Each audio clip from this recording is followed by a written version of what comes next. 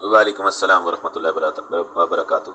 نبی کریم علیہ السلام نے فرمایا کہ بدن میں گوشت کا ایک ٹکڑا ہے، جب اس کی اصلاح ہو جائے تو تمام وجود کی اصلاح ہو جاتی ہے، جب اس میں خرابی اور فساد واقع ہو جائے تو تمام وجود میں خرابی اور فساد واقع ہو جاتا ہے۔ پھر فرمایا الا وحی القلب، الا وحی القلب، الا وحی القلب، بے شک وہ تمہارا دل ہے، بے شک وہ تمہارا دل ہے، بے شک وہ تمہارا دل ہے۔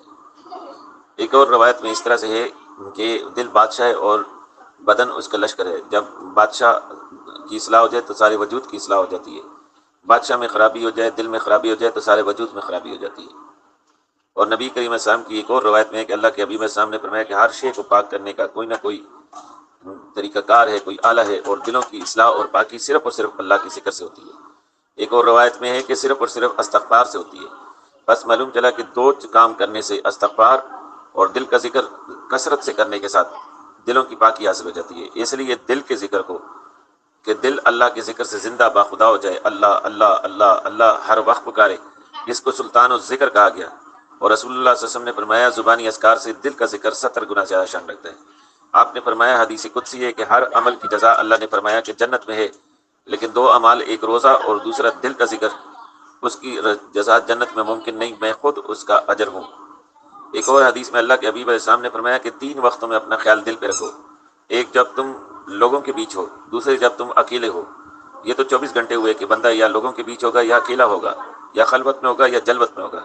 لیکن تیسری خاص صورت آپ نے فرمائی کہ جب تم قرآن سنتے ہو، یعنی عبادت کرتے ہو، نماز میں ہو، خود پڑھتے ہو یا سنتے ہو، یا دوسرا پڑھتا ہو تم سنتے ہو، ان تمام حالتوں میں اپنا خیال دل پہ رکھو۔ اللہ کے حبیب فرماتے ہیں اگر ان 3 وقتوں میں تمہارا دل اللہ اللہ نہیں کرتا، اللہ کو یاد نہیں کرتا، تو رب سے سوال کرو یا اللہ مجھے ایک دل عطا فرما دے، کیونکہ تمہارے پاس دل نہیں ہے۔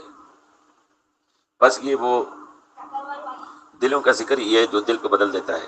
آپ کو اگر پہلے دل کی ذکر کی اجازت نہیں تو ابھی آپ کو دل کی ذکر کی اجازت دیتا ہوں، یہ اسم اعظم ہے، اور حضور صلی اللہ علیہ وسلم نے فرمایا زبانی اذکار سے دل کا ذکر 70 گنا زیادہ شان رکھتا ہے۔ یہ بغیر اجازت کے نہیں، یہ ہمارے پاس سلسلہ در سلسلہ رسول اللہ صلی اللہ علیہ وسلم سے ابو بکر صدیق، پھر سلمان فارسی، پھر امام قاسم، پھر امام جعفر صادق، اور اس طرح سلسلہ در سلسلہ ہوتا ہوا ہم تک پہنچا ہے۔ ہمارے مرشد گرامی حضرت مولانا پروفیسر ڈاکٹر محمد مقصود الہی نقشبندی مجددی المعروف محبوب سائیں دام ذلہم کی ذریعے سے آپ کو ذکر کی اجازت دیتا ہوں۔ یہ ذکر بغیر اجازت کے نہیں ہوتا، یہ اسم اعظم ہے، میں نہیں کہتا قرآن اس پہ دال ہے۔ اللہ قرآن میں فرماتا ہے فاسألوا اہل ذکر ان کنتم لا تعلمون۔ اگر آپ سبزی کی دکان پر جائیں گی تو سبزی ملے گی، کتابیں نہیں۔ اگر اہل ذکر کے پاس جائیں گی تو وہاں سے اللہ کا ذکر ملے گا، کتابیں یا جو ہے سبزی نہیں۔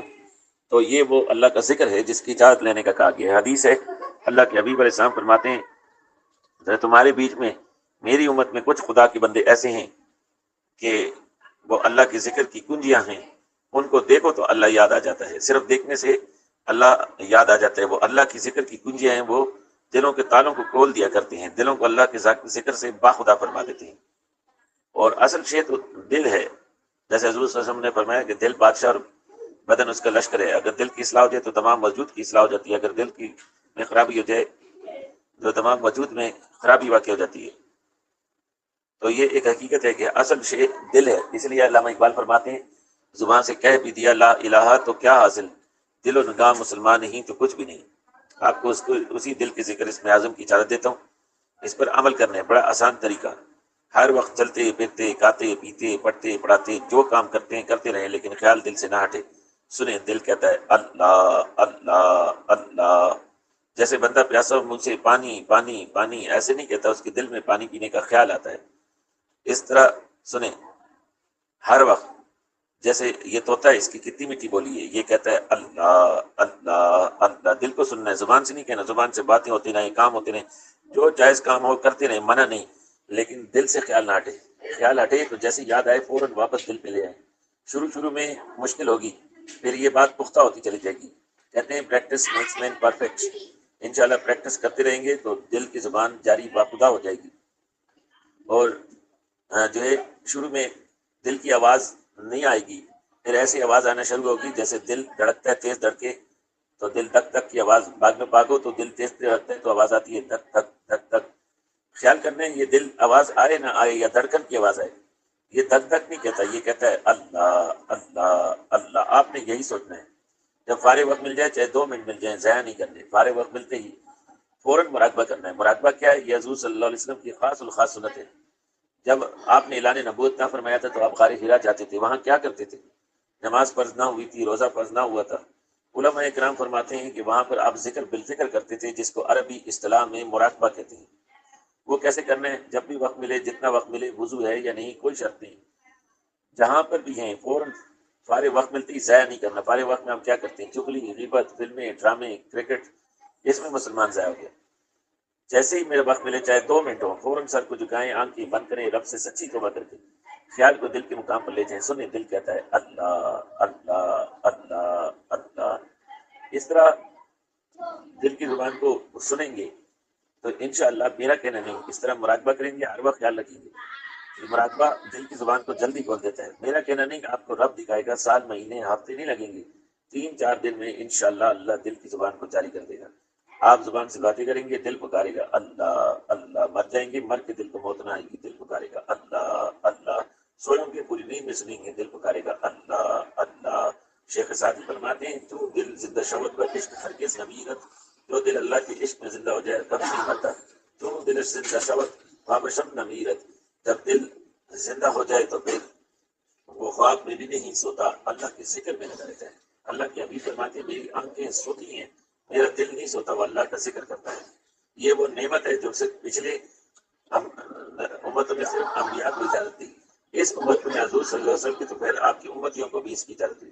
اس پر عمل کریں گے، ذکر و مراقبہ کریں گے، انشاءاللہ جب دل اللہ اللہ اللہ کرنے لگے تو زبان جھوٹ نہیں بول سکتی، چغلی غیبت نہیں کر سکتی، آنکھ حرام نہیں دیکھ سکتی، سارے اعمال درست ہو جاتے ہیں، سارے عذاب جھک جاتے ہیں۔ اللہ کے حبیب فرماتے ہیں، جس کا دل جھکتا ہے اس کے عذاب جھکتے ہیں، جس کا دل نہیں جھکتا اس کے عذاب نہیں جھکتے۔ اللہ ہمیں اس پر عمل کرنے کی توفیق عطا فرمائے۔ باقی انسان خطا کا پتلا ہے، جب بھی گناہ ہو جائے فوراً استغفار کرے۔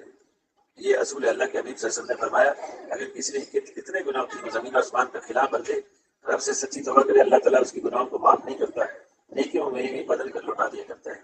اللہ کے علامہ اقبال فرماتے ہیں کہ درد دل کے واسطے پیدا کیا انسان کو، اگر نہ ذات کے لیے کچھ کم نہ تھی کرو گیا۔ یہ جو احساس کی دولت ہے گناہ پر نادم ہونا، یہ اللہ کو اتنا پسند ہے کہ اس مقصد کے لیے انسان کو پیدا کیا۔ اگر نہ عبادت تو فرشتے کر لیتے اور اس میں کوئی کمی کوتاہی بھی نہیں کرتے تھے، کیونکہ ان کے ساتھ نفس نہیں، وہ نفس سے پاک اور معصوم ہے، ہم سے گناہ نہیں ہوتا۔ تو ذکر مراقبہ کریں، ہر وقت چلتے پھرتے دل سے خیال نہ ہٹے، سنیں دل کہتا ہے اللہ اللہ۔ فارغ وقت ملے چاہے 2 منٹ ضائع نہ کریں، اور ان سب کو جو بیان کے بعد سب سے پہلے رب سے سچی توبہ کی۔ ہر انسان سے گناہ ہو جاتے ہیں، بہترین انسان وہ ہے جو مرنے سے پہلے سچی توبہ کرے۔ صرف انبیاء علیہ السلام پاک ہوتے ہیں اور کوئی پاکی کا دعویٰ نہیں کر سکتا۔ سر کو جھکائیں، آنکھیں بند کریں، رب سے سچی توبہ کریں۔ اللہ کے حبیب فرماتے ہیں، اگر اتنا گناہ کیا ہو زمین و آسمان کا خلاف کر دے، سچی توبہ کرے تو اللہ گناہوں کو صرف معاف نہیں کرتا، نیکیوں میں بدل کے لوٹا دیا جاتا ہے۔ اتنی مہربان ذات، دل پر خیال، سنیں دل کہتا ہے اللہ اللہ۔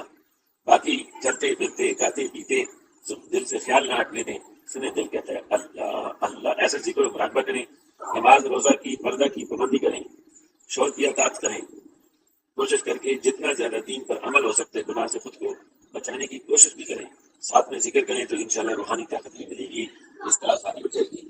اللہ تعالیٰ ہم سب کو نیکیاں کرنے، گناہوں سے بچنے کی توفیق